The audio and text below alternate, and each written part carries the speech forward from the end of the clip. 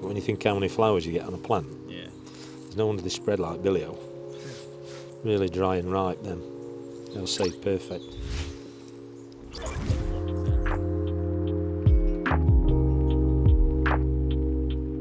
Right, so we're going to talk about saving seeds, which obviously is quite cost effective, but there's certain things that, and certain plants that you shouldn't save seeds from.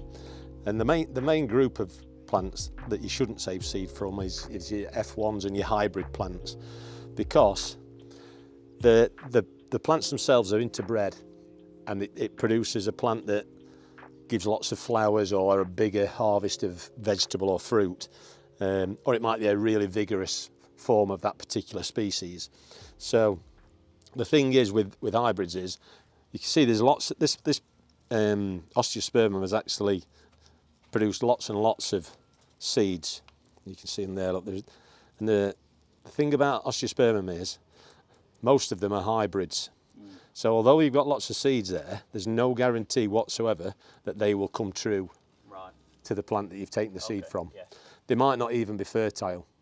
Some of the hybrid plants don't even produce seeds, but these have obviously really produced a lot of seed.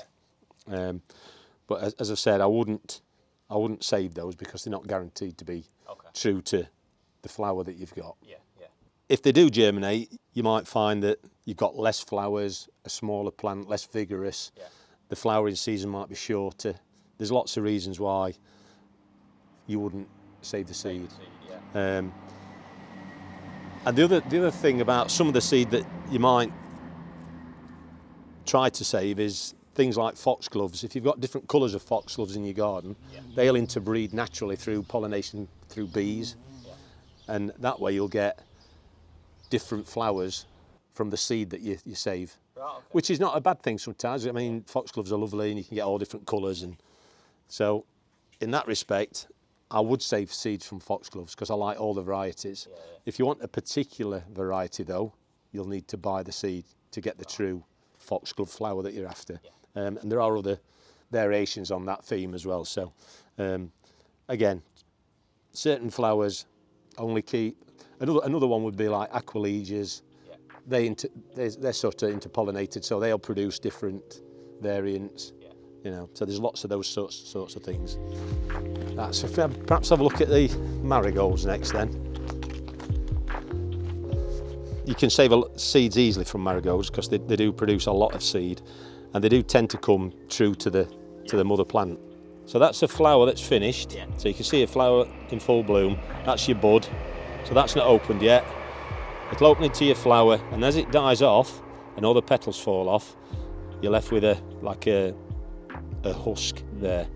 So inside that husk, you can see the black there. That's the actual seed. That's where your petals are on the top, and down into the seed husk. That's your seed there. You can see them all up because it's been laid in the sun. Because it's been laid in the sun, they've actually started to dry, which is what you want them to do. And today's a perfect day for collecting seed because it's dry. You don't want to collect seed when it's wet. So, and again, we're collecting in the afternoon, so all the dew's been evaporated. So the drier this part is, the better. But I'm just going to break that open. As you can see, you can see that there's loads and loads of seeds in there. Wow. But you want those to be completely dry. I can still feel the moisture in the top there. So you could leave these on the plant for another fortnight. Look at them there. Wow. So they're all marigold seeds, hundreds of them in one little flower pod. And once they're completely dry, all the colour will go out of the top. So where you've got let me get a reasonable looking seed. So where you've got, that's the actual seed at the bottom there. Where you've got that little tuft of yellow, that'll come off eventually. And that's the actual seed. So yeah, just pop those on a saucer on a warm windowsill. Let them dry for 2 or 3 days, and once they're completely dry, pop them in an envelope. Seal them in an airtight container, like a Tupperware one, in a cool dark drawer, and they'll be fine. And then we'll be sowing those sort of March time next year.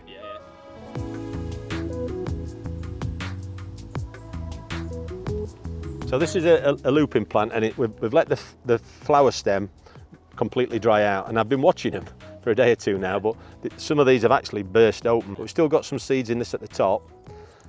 There's two ways you can take those. You can cut the whole stem off, put it upside down in a plastic bag or in a paper bag, give it a good shake, and that tends to encourage these to burst open, so they'll just flirt the seeds into the bag. Or you can just snip each individual pod off. And inside there, if I just, see how dry it is? There should be some little seeds. How many we got? We've only got one in that, unfortunately, but that's a perfect lupin seed.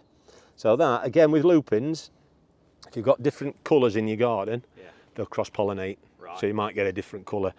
And lupins generally, after a certain number of seasons, will all revert to the natural colour. Pick a healthy plant to save the seed from. Don't save it from a plant that looks like unhealthy. One that's not flowered very well, one that's not been very vigorous, one that's prone to diseases. You're just going to create the same problem next year probably. That's if the seed even germinates. So another particular variety of seed that we're trying to save is for the morning glory. Now what you're looking for with the morning glory is for the seed head to be really brown and quite fragile. These have still got some greenness in them. As you can see, they're slightly different. And you see that they've slightly shrunk as they've dried out. So if I just pop that open, hopefully they should be black. If they're black, then that means they're dry and they're ripe. If they're brown, then they're not really ready. So you can see the jet black. So they're perfect. And you can see how dry that husk is. Yeah, so they're perfect to save. These will probably be just a dark brown, or they might even be green still. Oh yeah, look, they're still green. See the difference? Let me get there. So that one's not ripe yet, so that's you could try and dry it on a windowsill, but that's the best method. Leave them on the plant, because they're still taking the goodness from the plant. The plant wants the seeds to be top quality, really, because it wants it to produce itself again. So the longer you can leave it, the better, and that's the seed as it should be, not the green one. Sorry about the colour of my hands. Oh, don't worry about that. Gardener's hands. Yeah. Yeah, that's fine, that.